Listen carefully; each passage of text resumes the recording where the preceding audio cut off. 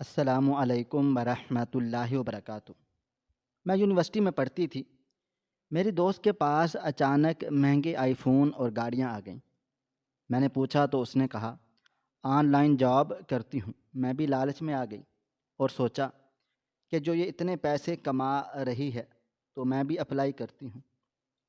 جب میں اس کی بتائی ہوئی جگہ انٹرویو دینے چلی گئی تو وہاں کرسی پر بیٹھے شخص کو دیکھ کے پیروں تلے سے زمین نکل گئی، کیونکہ وہ کوئی اور نہیں بلکہ صبح کا سورج اپنی پوری آب و تاب کے ساتھ چمک رہا تھا، اور اس کی کرنیں یونیورسٹی کی بلند و بالا عمارتوں پر پڑ کر انہیں مزید روشن کر رہی تھیں۔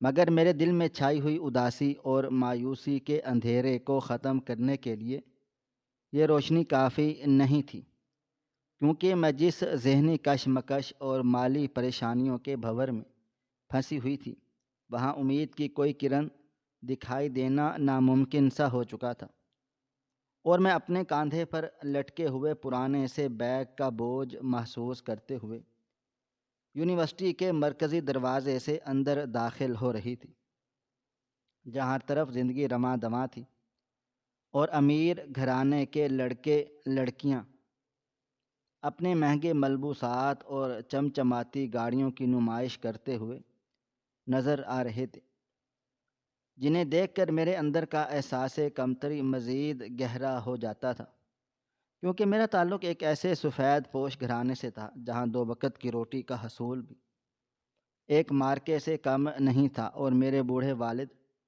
اپنی ساری زندگی کی جمع پونجی ہماری تعلیم پر لگا چکے تھے۔ وہ بیچارے ایک پرانی سائیکل پر ڈیوٹی جانے والے کلرک تھے، جن کے قمیض کے کالر اکثر گھسے ہوئے ہوتے تھے، مگر وہ ہماری فرمائشیں پوری کرنے کے لیے اپنی ضرورتوں کو مار دیتے تھے۔ مہنگائی کے اس دور میں یونیورسٹی کی بھاری فیسیں ادا کرنا اور روزمرہ کے اخراجات میں پورے کرنا ان کے لیے جان جوکھوں کا کام بن چکا تھا، اور میں روزانہ ان کے چہرے پر پڑنے والی نئی لکیروں اور پریشانی کے سائے دیکھتی رہتی تھی، جو میرے لیے سہانے روح تھے۔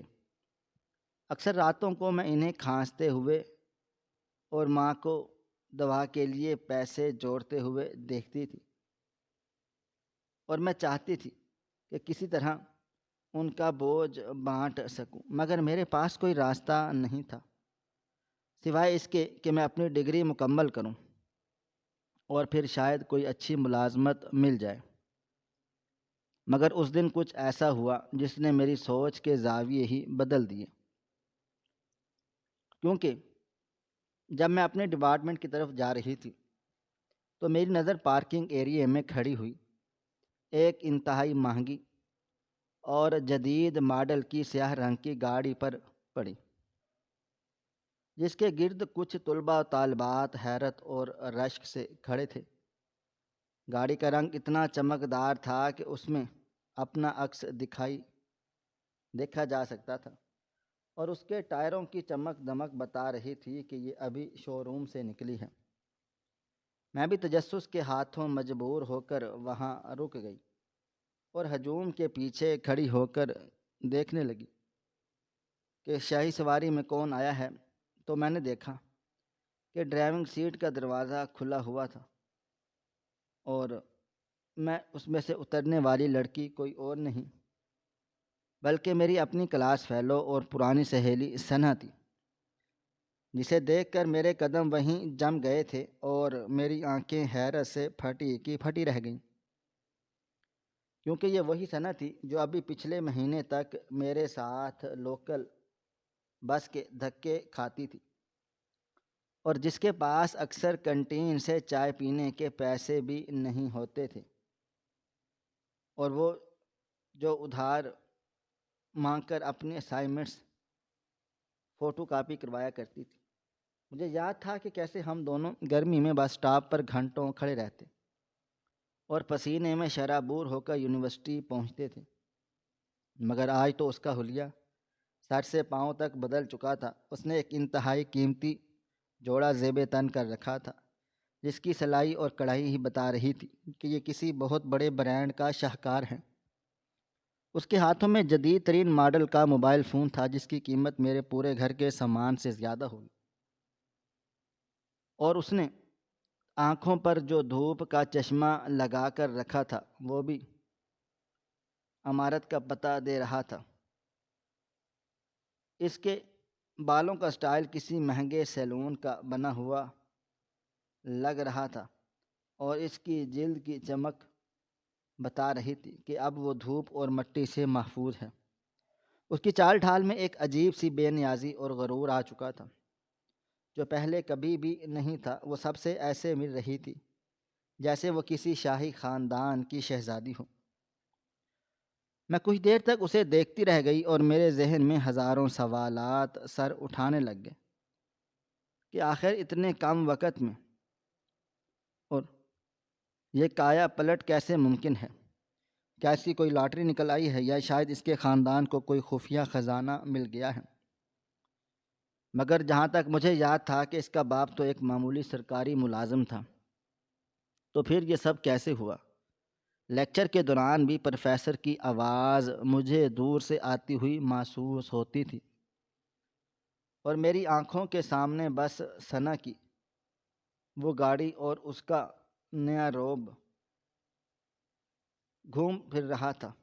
بار بار میری نظریں ثنا کے طرف اٹھ رہی تھیں، جو اب پچھلے بینچوں کی بجائے اگلے نشستوں پر بیٹھنے لگ گئی تھی، اور اس کے ارد گرد کشامدی لڑکیوں کا جھرمٹ لگا رہتا تھا جو کل تک اسے منہ نہیں لگاتی تھی مگر آج اس کی ہر بات پر جی حضوری کر رہی تھی۔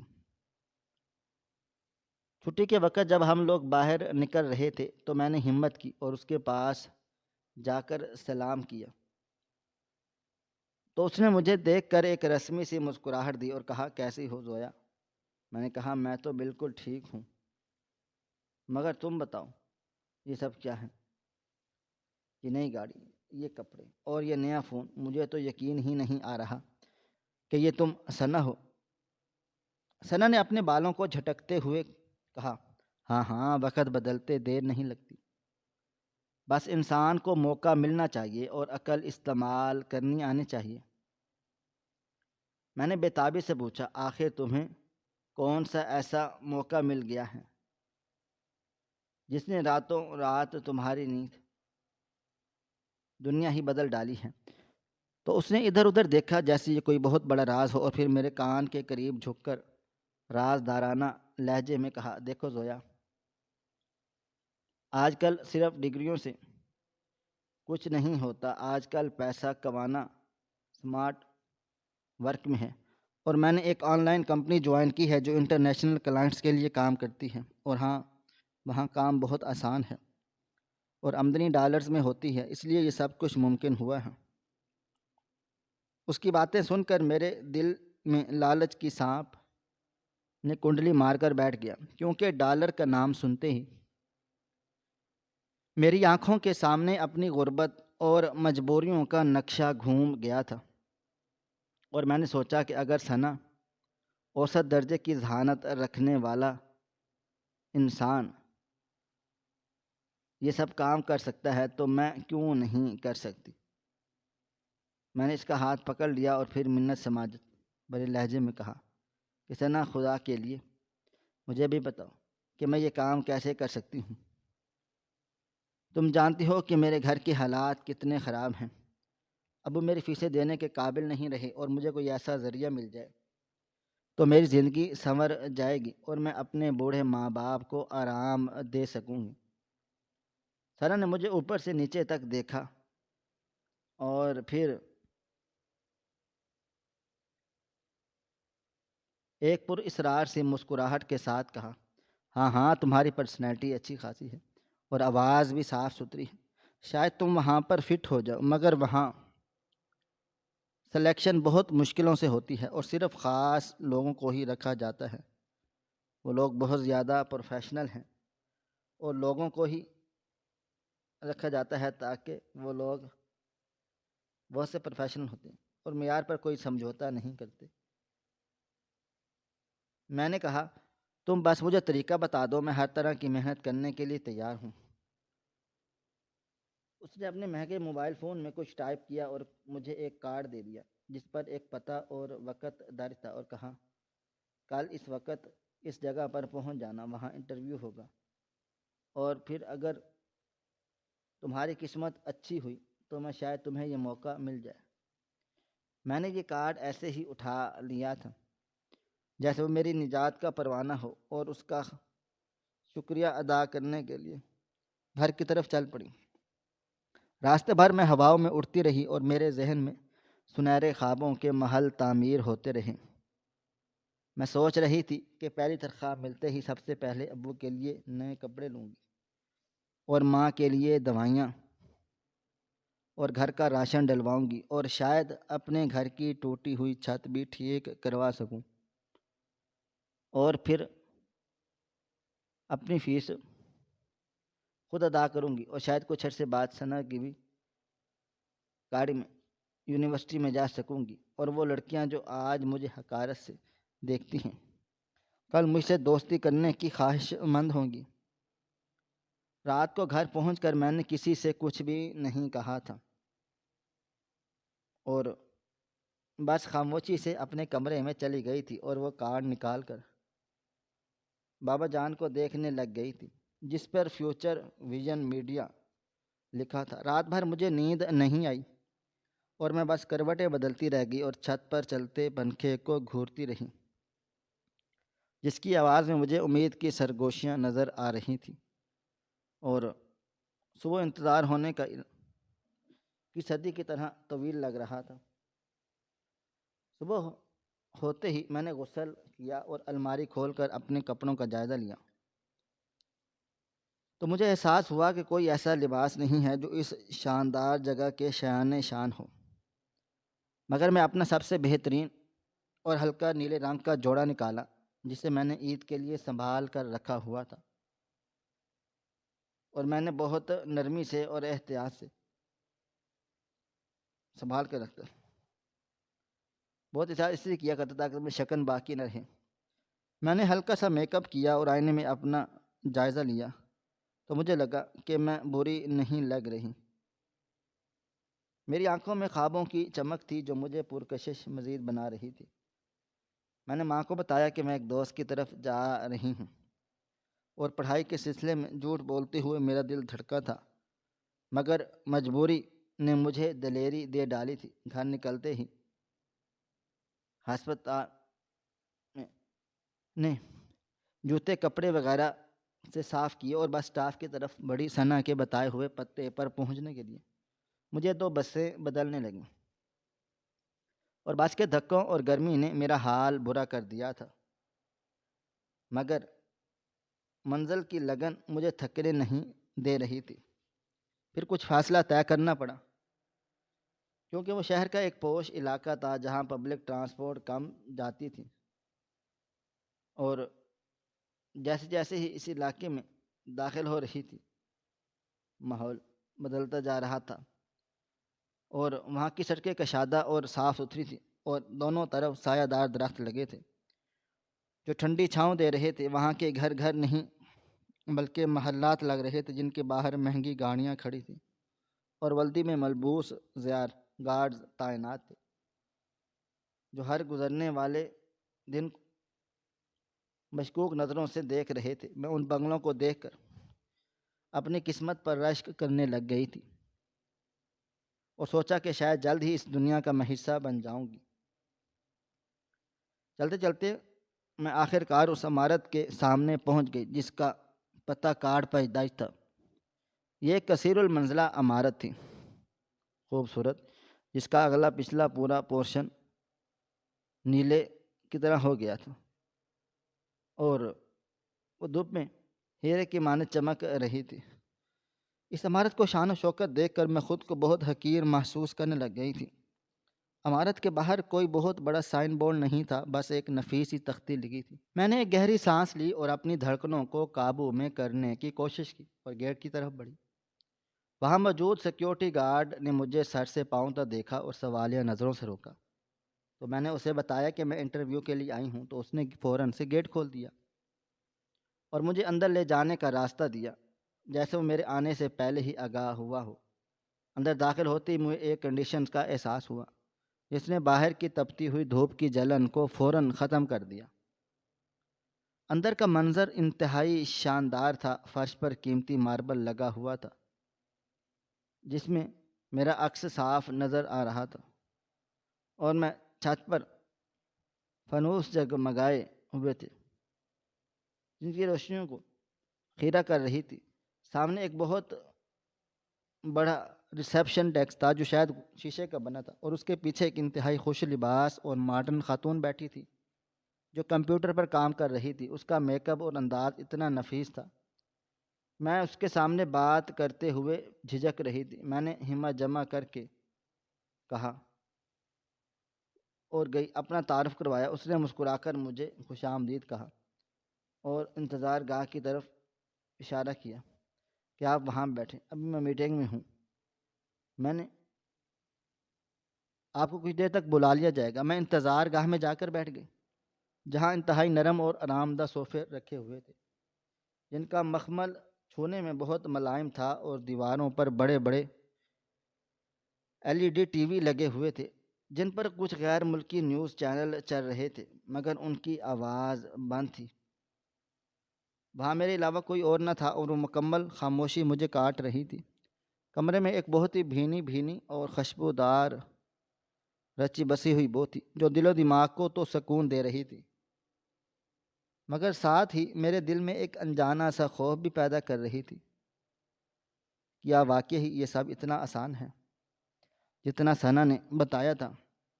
کیا اتنی بڑی جگہ پر مجھ جیسی معمولی لڑکی کو کام مل پائے گا؟ میں نے دیوار پر لگی ہوئی ایک تجریدی آرٹ کی پینٹنگ کو دیکھنا شروع کر دیا کہ میں اپنا دھیان بٹا سکوں، مگر میرے کان کسی آہٹ کے منتظر تھے، اور ہر گزرتا لمحہ میرے اعصاب پر بوجھ بنتا جا رہا تھا۔ میں نے پانی پینے کے لیے وہیں رکھے واٹر ڈسپنسر سے پانی لیا، مگر میرے ہاتھ پاؤں کانپ رہے تھے۔ گلاس ہونٹوں سے ٹکراتے ہوئے بج رہا تھا۔ تقریباً آدھے گھنٹے کے انتظار کے بعد، جو مجھے صدیوں پر محیط لگا، اچانک اسٹیشن آ گئی، اور راہ میں جو صدیوں محیط پر لگا، ایک ریسیپشن والی خاتون میرے پاس چلی آئی اور کہا، مس زویا، آپ اندر جا سکتی ہیں، ڈائریکٹر صاحب آپ کا انتظار کر رہے ہیں۔ اس کی آواز سے میں چونک گئی اور اپنا بیگ کندھے پر درست کر لیا اور اٹھ کر کھڑی ہو گئی۔ میرے پاؤں منو وزنی ہو رہے تھے، اور میں دل کی دھڑکن سے باہر تھی، جیسے سینہ پھاڑ کر باہر آ جائے گی۔ میں نے اللہ کا نام لیا اور اسی خاتون کے پیچھے چل پڑی۔ وہ مجھے ایک لمبے کوریڈور میں لے گئی جہاں دونوں طرف کے شیشے کے بند کمرے تھے، مگر ان پر گہرے رنگ کے سیاہ پردے گجرے ہوئے تھے، اور جس کی وجہ سے اندر سے کچھ نظر بھی نہیں آ رہا تھا۔ وہاں عجیب سی ویرانی تھی، جیسے اس پورے دفتر میں صرف میں اور وہ خاتون ہی موجود ہوں۔ میرے جوتوں کی آواز اس خاموشی کوریڈور میں گونج رہی تھی۔ مجھے ایسا لگ رہا تھا جیسے میں کسی سرنگ میں چل رہی ہوں جس کا دوسرا نام سرا نہیں معلوم کہ کہاں نکلتا ہے۔ کوریڈور کے آخر میں ایک بڑا سا سیاہ رنگ کا دروازہ تھا جو باقی دروازوں سے مختلف اور بھاری لگ رہا تھا، جس پر سنہری حروف میں ڈائریکٹر لکھا ہوا تھا۔ خاتون نے دروازے پر ہلکی سی دستک دی اور دروازہ کھول کر مجھے اندر جانے کا اشارہ کیا، اور خود باہر ہی رک گئی اور دروازہ میرے پیچھے بند کر دیا۔ میں بسم اللہ پڑھ کر اندر داخل ہوئی تو کمرے کا ماحول باہر سے مختلف تھا۔ وہاں نیم تاریکی تھی، اور صرف کونے میں رکھے ہوئے لیمپ اور چھت پر لگی مدھم اسپاٹ لائٹس جل رہی تھیں، جس کی وجہ سے آنکھوں کو کچھ دیر کے لیے اندھیرے کا احساس ہوا، اور میں نے پلکیں جھپکا کر ماحول کو سمجھنے کی کوشش کی۔ کمرے میں سگریٹ کے دھوئیں کی ایک لکیر تیر رہی تھی، اور تمباکو کی تیز بو کے مہنگے پرفیوم کی خوشبو ملی جلی ہوئی تھی، جسے پتہ لگتا تھا کہ یہاں پر کوئی موجود ہے۔ کمرہ بہت وسیع تھا، اس کے فرش پر موٹا ایرانی قالین بچھا ہوا تھا، جس پر چلتے ہوئے قدموں کی آواز نہیں آتی تھی۔ دیواروں پر ساؤنڈ پروفنگ شیٹس لگی تھیں جس سے کمرے میں مکمل خاموشی تھی۔ سامنے ایک بہت بڑی میز رکھی تھی جس پر فائلوں کے انبار اور جدید ترین ٹیکنالوجی اور کمپیوٹرائز اور اسکرین رکھی ہوئی تھی جن کی نیلی روشنی میزوں پر پڑ رہی تھی، اور اس میز کے پیچھے ایک بڑی ایگزیکٹو کرسی تھی جس کی اونچی پشت میری طرف تھی اور اس پر کوئی شخص بیٹھا تھا جس کا چہرہ مجھے نظر نہیں آ رہا تھا، صرف اس کا دایاں ہاتھ کرسی کے بازو پر رکھا ہوا دکھائی دے رہا تھا، جس کی انگلیوں میں سگلتا ہوا سگریٹ تھا اور اس کے ہاتھ میں پہنی ہوئی سونے کی انگوٹھی لیمپ کی روشنی میں چمک دمک رہی تھی۔ میں دروازے کے پاس ہی رک گئی اور میری ہمت نہیں ہو رہی تھی کہ میں آگے بڑھوں، کیونکہ اس شخص کا وجود، اس کا انداز انتہائی باروب تھا، اور کمرے میں کی خاموشی اتنی گہری تھی کہ مجھے اپنی سانسوں کی آواز بھی سنائی دے رہی تھی، اور مجھے لگا کہ میرا دل حلق میں آ گیا ہے۔ میں نے بامشکل اپنے خشک حلق کو تر کیا اور کانپتی ہوئی آواز میں السلام علیکم کہا، مگر جواب میں کوئی آواز نہیں آئی، صرف سگریٹ کا دھواں فضا میں بلند ہوا، اور پھر وہ کرسی انتہائی آہستہ سے زمین رفتار سے گھومنا شروع ہو گئی۔ وہ چند سیکنڈ کے لیے میرے قیامت کی طرح طویل ہو گئی، اور میری نظریں اس گھومتے ہوئے کرسی پر جم گئیں جیسے کوئی مقناطیس کی طرح اپنی طرف کھینچ رہا ہو۔ میرے ذہن میں طرح طرح کے وسوسے آ رہے تھے کہ یہ کون شخص ہو سکتا ہے، اور اس کا رویہ اتنا عجیب سا کیوں ہے؟ کیا یہ کوئی غیر ملکی ہے یا کوئی بہت سخت مزاج ہے بوس ہے؟ مگر واپسی کا راستہ اب مکمل بند ہو چکا تھا، اور میں اپنی قسمت کے فیصلے کے سامنے کھڑی تھی۔ جیسے ہی کرسی کا رخ پوری طرح میری طرف ہوا اور لیمپ کی روشنی اس شخص کے چہرے پر پڑی، تو اچانک سے میرے پیروں تلے سے زمین نکل گئی اور میرے وجود میں ایک سنسنی کی لہر دوڑ گئی۔ میرا دل و دماغ چکرا گیا اور آنکھوں کے سامنے اندھیرا چھانے لگا، کیونکہ کرسی پر بیٹھا ہوا وہ شخص کوئی اجنبی نہیں تھا، اور نہ ہی کوئی ایسا انسان تھا جس سے میں کبھی نہ ملی ہوں، وہ بلکہ ایک ایسا چہرہ تھا جسے میں اور پورا شہر عزت و احترام کی نگاہوں سے دیکھتا تھا، اور جس کی شرافت کی قسمیں کھائی جاتی تھیں، اور جس شخص کے لیے لیکچرز میں ہم اخلاقیات کا درس لیتے تھے، اور جسے یونیورسٹی کی طالبات اپنا روحانی باپ سمجھتی تھیں۔ اس وقت وہ میرے سامنے انتہائی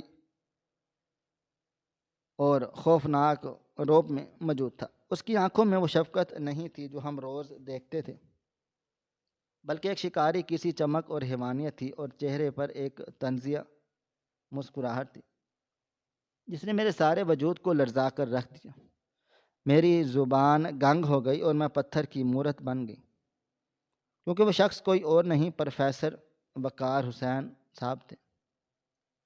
پروفیسر وقار حسین صاحب، وہی پروفیسر وقار جنہوں نے ہماری پوری یونیورسٹی میں شرافت کا ابادہ لوڑ کر یونیورسٹی ستارہ سمجھا جاتا تھا، اور جس کے نام کی قسمیں کھائی جاتی تھی، اور ہمارے ڈپارٹمنٹ کے سب سے سینئر اور معزز اساتذہ تھے، جن کی داڑھی میں چاندنی چمکتی تھی اور جن کے ماتھے پر محراب ان کی دیانتداری کی گواہی دیتا تھا۔ وہ ہمیشہ سے سفید شلوار قمیض اور سیاہ پینٹ کوٹ میں نظر آتے ہیں، اور وہ ان کی آنکھ ہمیشہ حیا سے جھکی رہتی تھی، مگر اس وقت میرے بھائی نے جو شخص سامنے بیٹھا تھا وہ حلیے میں تو پروفیسر وقار ہی تھا، مگر اس کی آنکھوں میں وہ روایتی شفقت اور حیا نہیں تھی، بلکہ ایک عجیب سی شیطانی چمک اور درندگی تھی جو کسی بھوکھے بوڑھے کی آنکھوں میں ہوتی ہے۔ اور اس وقت اس نے کوئی روایتی لباس نہیں بلکہ ایک قیمتی 3 سوٹ پہن رکھا تھا، اور جس ہاتھ میں ہم تسبیح دیکھتے تھے اس ہاتھ میں ایک بہت بڑا سنگار سلگ رہا تھا، جس کا کڑواں دھواں وہ میرے وجود کو گھیر رہا تھا۔ میرے لیے یہ منظر کسی قیامت سے کم نہ تھا، اور میرا دماغ یہ قبول کرنے سے انکاری تھا کہ یہ وہی شخص ہے جو ہمیں کلاس روم میں بیٹیوں کا درجہ دیتا ہے، اخلاقیات اور معاشرتی دباؤں پر، اقداروں پر گھنٹوں لیکچر دیتا ہے، میرے پیروں میں جان نہیں رہی تھی اور حلق میں کانٹے چبھنے لگ گئے تھے۔ میں وہیں دروازے پر بت بنی کھڑی رہی، جیسے کسی نے مجھے جادو سے پتھر کا بنا دیا ہو۔ پروفیسر وقار نے میری طرف حالت کو دیکھ کر اپنے لبوں پر مسکراہٹ سجا لی اور عدد پر لبوں پر ایک طنزیہ اور زہریلی مسکراہٹ سجائی اور سگار لمبا کش لے کر دھومے کا مرغولا میری جانب اچھالا اور اپنی گہری اور بھاری آواز میں، جو کلاس روم کی آواز سے بالکل مختلف تھی، مخاطب ہوئے: آؤ زویا بیٹی، آؤ اندر آ جاؤ۔ میں خوب جانتا تھا تم ضرور آؤ گی، کیونکہ غربت اور احساس نے ہمارے خواہشات کا جال ہوتا ہے۔ ایسا ہوتا ہے کہ انسان کی نہ چاہتے ہوئے بھی کمپنی کو کھانچے چلا جاتا ہے۔ ان کے لہجے میں کوئی حیرت نہیں تھی، نہ ہی کوئی شرمندگی تھی، بلکہ ایسا لگ رہا تھا جیسے وہ پہلے سے سب کچھ جانتے تھے اور میرا یہاں آنا ان کے کسی بہت بڑے گہرے منصوبے کا حصہ تھا۔ ان کی آواز سن کر میرا رہا سہا حوصلہ ٹوٹ گیا اور میں کسی کاٹھ پتلی کی طرح لڑکھڑاتے ہوئے قدموں کے ساتھ چلتی ہوئی ان کے سامنے کرسی پر رکھی کرسی گر گئی، کیونکہ میری ٹانگوں میں کھڑے رہنے کی شکت ختم ہو چکی تھی۔ کمرے میں موجود ایئر کنڈیشنز کی خنکی کے باوجود میرے ماتھے پر پسینے کے قطرے چمک دمک رہے تھے۔ میرا دل سینے سے باہر آنے کو بےتاب تھا۔ میں نے کانپتی ہوئی آواز میں بامشکل کہا: سر آپ یہاں، اور سر آپ کو کیا چاہیے؟ یہ سب کیا ہے؟ مجھے کوئی سمجھ نہیں آ رہا۔ کیا میں کوئی خواب دیکھ رہی ہوں؟ پروفیسر وقار نے ایک زوردار کہکا لگایا جو اس ساؤنڈ پروف کمرے کی دیواروں سے ٹکرا کر واپس آ گیا اور میرے کانوں میں شیشہ بن کر اترا۔ انہوں نے کرسی پر پہلو بدلتے ہوئے کہا: نہیں زویا، یہ کوئی خواب نہیں ہے، بلکہ وہ حقیقت ہے جسے تم لوگ یونیورسٹی کی چاروں راہداریوں میں نہیں دیکھ پاتے۔ یہ میری اصل دنیا ہے، اور پروفیسر وقار صاحب ایک بے نقاب ہے جو میں نے معاشرے کی آنکھوں میں دھول جھونکنے کے لیے اوڑھ رکھا ہے، تاکہ تم جیسی لڑکیاں مجھ پر اندھا دھند اعتماد کر سکیں۔ یہ دنیا دھوکے کی ہے، اور یہاں پر جو جتنا بڑا مکار ہے وہ اتنا ہی بڑا کامیاب ہے۔ پھر انہوں نے میز پر رکھے ہوئے ایک جدید ریموٹ کنٹرول کو اٹھا لیا تھا اور اس بڑی بیکرین بلیک اسکرین کی طرف دیکھا اور بٹن دبا دیا۔ اسکرین روشن ہوتے ہی وہ ایک ویڈیو چلنے لگی، جسے دیکھ کر مجھے لگا میری سانسیں رک جائیں گی اور زمین مجھے نگل لے گی، کیونکہ اس ویڈیو میں میری دوست ثنا موجود تھی، مگر یہ وہ ثنا نہیں تھی جسے میں یونیورسٹی میں دیکھتی تھی، یا جو کل وہ ثنا نہیں تھی جو رات نظر آئی تھی بھیج تھی یونیورسٹی میں دیکھی جاتی تھی یا مجھے ملی تھی۔ ویڈیو میں نظر آنے والی ثنیا کا حلیہ اور انداز انتہائی بہودہ اور اخلاق سے گرا تھا۔ وہ کیمرے کی طرف دیکھتے ہوئے ایسے نازیبا اور فاحش الفاظ بول رہی تھی کہ میں ایسی حرکات پر غور نہیں کر رہی تھی جن کا تصور بھی کوئی شریف اور باعزت لڑکی نہیں کر سکتی۔ میں نے شرم اور خوف سے اپنی آنکھیں بند کر لی اور زور سے چیخی: سر بند کریں اسے، یہ کیا دکھا رہے ہیں آپ؟ ثنا ایسی نہیں ہو سکتی، یہ سراسر جھوٹ ہے۔ میں اسے بچپن سے جانتی ہوں، وہ غریب ضرور ہے مگر ایسی نہیں ہے۔ پروفیسر وقار نے اطمینان سے ویڈیو کو روکا نہیں، بلکہ اس کی آواز تھوڑی اونچی کر دی اور کہا: آنکھیں کھولو زویا، اور غور سے دیکھو، یہی وہ کام ہے جس کے لیے تم یہاں پر آئی ہو، اور یہی وہ سمارٹ ورک ہے جس کا ذکر تم نے ثنا میں کر دیا ہے۔ میں نے روتے ہوئے کہا: نہیں سر، میں ایسی ویسا نہیں ہوں، اور نہ ہی میں نے کوئی ایسا کام کر سکتی ہوں۔ آپ مجھے جانے دیں۔ میں غریب ضرور ہوں مگر بے غیرت نہیں ہوں۔ مجھے میری غربت منظور ہے، مگر میں اپنی عزت کا سودا نہیں کر سکتی۔ اور یہ سن کر پروفیسر وقار اپنی کرسی سے کھڑے ہوئے آہستہ آہستہ چلتے ہوئے میرے قریب آئے۔ ان کے جوتے کی ٹک ٹک میرے دل پر ہتھوڑے کی طرح برس رہی تھی۔ وہ میرے پاس آ کر رکے اور جھک کر میری آنکھوں میں آنکھیں ڈال کر بولے: کہ خبردار، آنکھیں میں آنکھیں ڈال کر بولے کہ جذبات سے کام مت لو اور غور سے سنو جو میں کہنے جا رہا ہوں۔ یہ تم سکرین پر دیکھ رہی ہو یہ اصلی ثنا نہیں، اور نہ ہی اس نے کبھی یہ الفاظ بولے ہیں۔ یہ سن کر میں چونک گئی اور ان کی طرف حیرت سے دیکھی۔ انہوں نے ایک شیطانی مسکراہٹ کے ساتھ انکشاف کیا، یہ ہماری ایک جدید ٹیکنالوجی کا راز ہے، اور جسے آرٹیفیشل انٹیلیجنس یا AMI کہتے ہیں۔ انہوں نے مکمل تفصیل بتاتے ہوئے کہا کہ تم جیسی ضرورت مند پڑھی لکھی اور معصوم چہرے والی یونیورسٹیوں کی طالبات کو ٹارگٹ کرتے ہیں اور انہیں انٹرویو کے بہانے یہاں بلاتے ہیں۔ ہمارا مقصد تم سے کوئی غلط کام ہرگز کروانا نہیں تھا، بلکہ ہمیں صرف تمہارا چہرہ، پیاس اور مسکراہٹ دیکھنی ہے، اور بلکہ ہمیں تمہارا چہرہ، تمہاری آواز، تمہارے تاثرات چاہیے ہیں۔ ہم تم سے یہاں بہت کچھ ہی نارمل اور عام سی ویڈیوز ریکارڈ کروائیں گے جس میں شاید تم کوئی خبر پڑھ رہی ہو یا کسی پروڈکٹ کا ریویو دے رہی ہوگی یا بس عام سی گفتگو کر رہی ہوگی جو بالکل بے زر ہوگی، مگر اس کے بعد ہمارا کام شروع ہو جائے گا۔ ہمارا یہ جدید ترین اور علی ترین نے کام شروع کر دیا تھا۔ مخالفین نے ہمارا یہ ایک جدید ترین سافٹ ویئر ان تمام عام ویڈیوز سے تمہارے خد و خال اور تمہاری آواز میں پچ کو کاپی کر لیتا ہے، اور پھر ہم اس ڈیٹا کو استعمال کر کے ایسی جعلی ویڈیوز بناتے ہیں جیسے تم سکرین پر دیکھ رہی ہو۔ ان ویڈیوز میں چہرہ ثنا کا ہے اور آواز ثنا کی ہے، مگر جسم اور الفاظ ہمارے کمپیوٹر کے تخلیق کردہ ہیں۔ مگر یہ اتنی صفائی سے بنائی گئی ہے کہ دنیا کا کوئی بھی ماہر یا فرانسک لیب یہ ثابت نہیں کر سکتی کہ یہ جعلی ہیں۔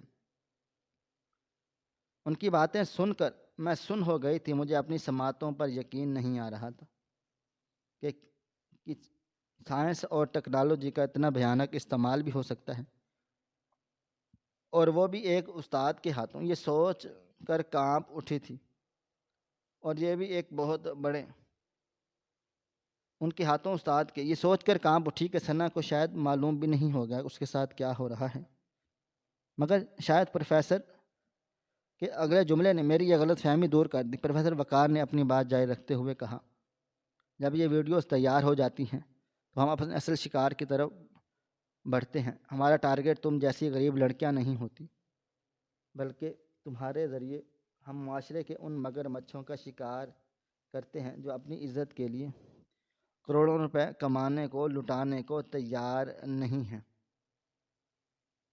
ہم یہ ویڈیوز ان لڑکیوں کے منگیتروں کے لیے شوہروں یا امیر باپوں کو بھیجتے ہیں اور انہیں دھمکی دیتے ہیں کہ اگر انہوں نے منہ مانگی رقم ادا نہ کی تو یہ سوشل میڈیا پر وائرل کر دی جائے گی۔ اور سوچو جب کسی کی عزت دار باپ یا شوہر کو پتہ چلے کہ اس کی بیوی یا بیٹی ایسی ویڈیو میں ہے تو وہ بدنامی کے ڈر سے ہمیں سب کچھ دے دیتا ہے۔ ہم مانگتے ہیں کیونکہ آج کل کے ڈیجیٹل دور میں بھی سچ وہ نہیں ہوتا، بلکہ سچ تو وہ ہوتا ہے جو اسکرین پر نظر آتا ہے، اور ہم اس جھوٹ کو اتنا سچ بنا کر پیش کر دیتے ہیں کہ عقل والے دنگ رہ جاتے ہیں۔ ثنا کی وہ نئی گاڑی، وہ نیا آئی فون اور برانڈڈ کپڑے دراصل اس خاموشی کی قیمت اور کمیشن ہے جو ہم لوگ اسے دیتے ہیں، اور نہ کہ مزید لڑکیوں کو پھنسا کر یہاں لایا جا سکے۔ یہ پورا ایک نیٹ ورک ہے، اور ثنا بھی شروع میں تمہاری ہی طرح روتی ہوئی آئی تھی، مگر پھر اس نے سمجھداری کا مظاہرہ کر لیا، اور ثنا بھی شروع میں مظاہرہ کیا، اور آج وہ عیش کر رہی ہے۔ یہ سب سن کر مجھے لگا میرے سر پر آسمان ٹوٹ پڑا۔ مجھے اپنی بے وقوفی اور لالچ پر شدید غصہ آ گیا۔ میں بنا سوچے سمجھے ثنا کی بات پر یقین کر لیا اور ایک ایسے جال میں پھنس گئی جہاں سے نکلنا ناممکن تھا۔ مجھے ثنا پر شدید نفرت ہو رہی تھی، مگر محسوس ہوا کہ چند سکوں اور آسائشوں کی خاطر اپنی ہی سہیلی کو بھیڑیوں کے آگے پھینک دیا، اور مجھے اب سمجھ آ رہا تھا وہ کیوں اب مجھ سے نظریں چراتی تھی، اور کیوں اس کے لہجے میں ایک عجیب سی گھبراہٹ ہوتی تھی۔ وہ خود تو ڈوب چکی تھی اور اب بھی مجھے اپنے ساتھ ڈبونا چاہتی تھی۔ میں نے اپنی ہمت جمع کی اور فیصلہ کیا کہ میں یہاں سے بھاگ جاؤں، کیونکہ میں نے پروفیسر سے کہا کہ سر مجھے یہ نوکری نہیں کرنی اور نہ ہی میں آپ کے ساتھ اس گندے کھیل کا حصہ بنوں گی، میں جا رہی ہوں اور میں سب کو بتا دوں گی کہ آپ کیا ہیں، آپ کون ہیں، آپ کو بے نقاب کروں گی چاہے میری جان کیوں نہ چلی جائے۔ میں کرسی سے اٹھی اور تیزی سے باہر کی طرف مڑی تھی، اور اگر مگر میں ابھی 2 قدم ہی اٹھائے تھے کہ پروفیسر وقار کی گرجدار آواز نے مجھے وہیں روک دیا، اور انہوں نے کہا کہ رک جاؤ، کچھ یا اتنی جلدی کیا ہے، ابھی تو تم نے اپنی انٹرویو کی ویڈیو بھی نہیں دیکھی۔ میں ٹھٹک کر رہ گئی اور مڑ کر دیکھا تو پروفیسر وقار نے ریموٹ کا بٹن دبایا اور اسکرین پر ایک اور ویڈیو چلنے لگی۔ یہ ویڈیو میری تھی، ابھی جو کچھ دیر پہلے ریسیپشن پر اور پھر اس کے بعد کمرے میں داخل ہوتے ہوئے خفیہ کیمروں سے ریکارڈ کی گئی۔ اس میں میرا چہرہ بالکل واضح نظر آ رہا تھا اور آواز صاف سنائی دے رہی تھی۔ یہ ویڈیو اتنی ہائی ڈیفیشنسی تھی یا ماتھے کا پسینہ بھی کارڈیالوجی نظر آ رہا تھا، اور ڈیفینسو تھی کہ میرے ماتھے کا پسینہ بھی صاف نظر آ رہا تھا۔ پروفیسر وقار نے انتہائی سفاکی سے مسکراتے ہوئے کہا، زویا اب تم اس کمرے میں آ چکی اور ہمارے کمروں نے تمہارے چہرے اور آواز کا نمونہ لے لیا ہے۔ اب ہمارے پاس تمہارا مکمل ڈیٹا موجود ہے، ہمارے کمپیوٹر نے تمہارے چہرے کے ہر زاویے کو محفوظ کر لیا ہے۔ اب تمہارے پاس یہاں سے جانے کا کوئی راستہ نہیں ہے سوائے اس کے کہ تم ہماری شرائط مان لو۔ اگر تم نے یہاں سے جانے کی کوشش کی یا کسی کو کچھ بتانے کی ہمت کی تو یاد رکھنا ہمارے پاس جو AI سسٹم ہے وہ صرف 10 منٹ میں تمہاری ایسی ویڈیو تیار کر دے گا جس میں تم وہ سب کچھ کر رہی ہوگی جو تم نے سوچا بھی نہیں ہوگا، اور وہ ویڈیو سب سے پہلے تمہارے اس بوڑھے اور بیمار باپ کو بھیجی جائے گی جس کی عزت کا تم دم بھرتی ہو، اور پھر تمہارے اس منگیتر کو جس کے ساتھ تم نے مستقبل کے سپنے سجا رکھے ہیں۔ سوچو جب تمہارا باپ وہ ویڈیو دیکھے گا تو کیا وہ صدمہ برداشت کر پائے گا؟ کیا وہ یقین کر لے گا کہ یہ اس کی معصوم بیٹی نہیں ہے، جبکہ اس میں آواز اور چہرہ ہو بہو تمہارا ہوگا؟ اور لوگ پروفیسر وقار کی بات پر یقین کریں گے جو شہر کا سب سے معزز ترین دانشور ہے۔ اور یا اللہ، ایک ایسی لڑکی جس کی نازیبا ویڈیو پورے انٹرنیٹ پر گردش کر رہی ہوگی۔ تمہاری ایک نادانی تمہارے پورے خاندان کی عزت کو مٹی میں ملا دے گی اور تم کہیں کے منہ دکھانے کے قابل نہیں رہو گی۔ ان کی دھمکی سن کر میرے اندر رہی سہی جان بھی نکل گئی۔ مجھے اپنی آنکھوں کے سامنے اپنے باپ کی لاش اور اپنی بربادی کا منظر گھومتا ہوا دکھائی دینے لگا۔ مجھے وہ لمحہ یاد آ گیا، اور جب ابو نے مجھے یونیورسٹی بھیجتے وقت کہا تھا کہ بیٹا ہماری عزت تمہارے ہاتھوں میں ہے، اور آج ان کی وہی عزت ایک ڈیجیٹل فائل میں قید ہو کر اس درندے کے ہاتھ میں پہنچ گئی تھی، میں گھٹنوں کے بل زمین پر گر گئی اور پھوٹ پھوٹ کر رونے لگی۔ میں نے ہاتھ جوڑ کر ان سے التجا کی کہ سر خدا کے لیے میرے ساتھ ایسا مت کریں، میرے بوڑھے ماں باپ کو مت ماریں، مجھے جانے دیں، میں کسی کو کچھ نہیں بتاؤں گی، میں وعدہ کرتی ہوں میں شہر چھوڑ کر چلی جاؤں گی۔ مگر پروفیسر وقار صاحب میرے قریب چلے آئے اور میرے سر پر ہاتھ رکھا۔ یہ ہاتھ شفقت کا نہیں بلکہ ملکیت کا تھا۔ انہوں نے جھک کر میرے کان میں سرگوشی کی کہ اب رونا دھونا بند کرو اور حقیقت کو تسلیم کر لو۔ اب تم اس بلیک میلنگ گینگ کا حصہ بن چکی ہو اور یہاں سے واپسی کا راستہ بھی میں نہیں دوں گا۔ کل سے تم ثنا کے ساتھ کام کرو گی اور ہمیں مزید نئے چہرے لا کر دو گی۔ جتنی زیادہ لڑکیاں لاؤ گی اتنے زیادہ پیسے ملیں گے، اور ہاں تمہاری وہ ویڈیو جو ہم نے بنائی ہے وہ بطور گارنٹی ہمارے پاس محفوظ رہے گی۔ اگر کبھی بھی تم نے غداری کرنے کی کوشش کی تو وہ ویڈیو وائرل ہونے میں 1 سیکنڈ بھی نہیں لگے گا۔ یہ کہہ کر کہ لگے۔ وہ واپس اپنی کرسی پر جا بیٹھے اور دوبارہ سگریٹ سلگائی، اور میں وہیں زمین پر ٹوٹی ہوئی بکھری ہوئی پڑی رہی۔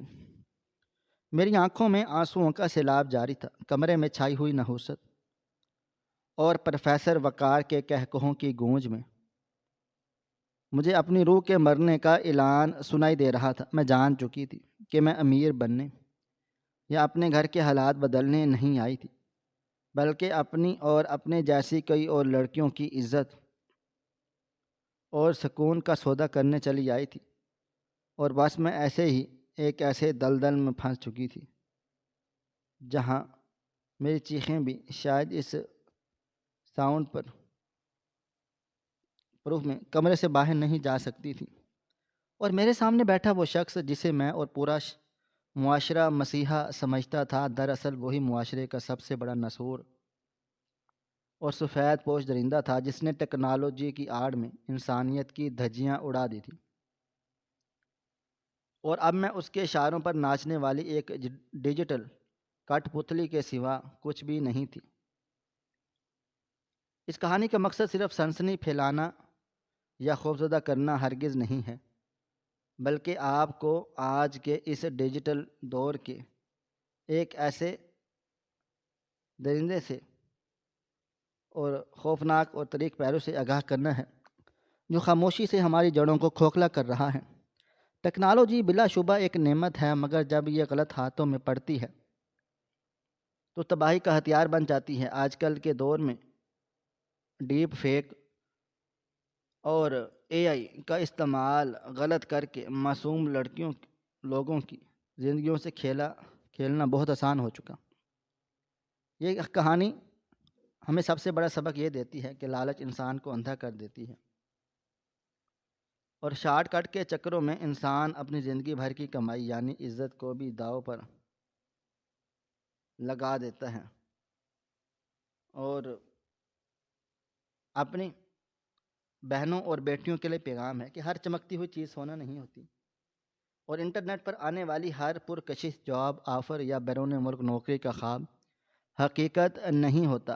کبھی بھی بغیر تحقیق کے کسی انجان جگہ پر انٹرویو کے لیے نہ جائیں، اور نہ ہی اپنی ذاتی معلومات، تصاویر یا ویڈیوز کسی کے ساتھ شیئر کریں، چاہے وہ آپ کا کتنا ہی قریبی دوست کیوں نہ ہو،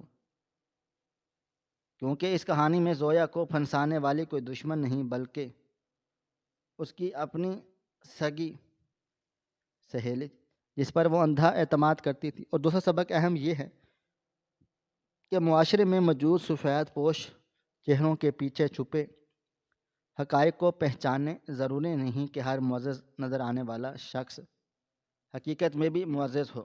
بھیڑیے اکثر شرافت کا لبادہ اوڑھ کر شریف بن جاتے ہیں، اور میں سب سے اہم بات یہ ہے کہ والدین اور اولاد کے درمیان جو اعتماد کا رشتہ اتنا مضبوط ہونا چاہیے، اگر خدا نہ خواستہ کوئی بچہ کسی مشکل میں پھنس جائے یا کوئی اسے بلیک میل کر رہا ہو تو وہ ڈرنے کی بجائے اپنے والدین سے مدد مانگ سکے، کیونکہ بلیک میلر کی ضد سے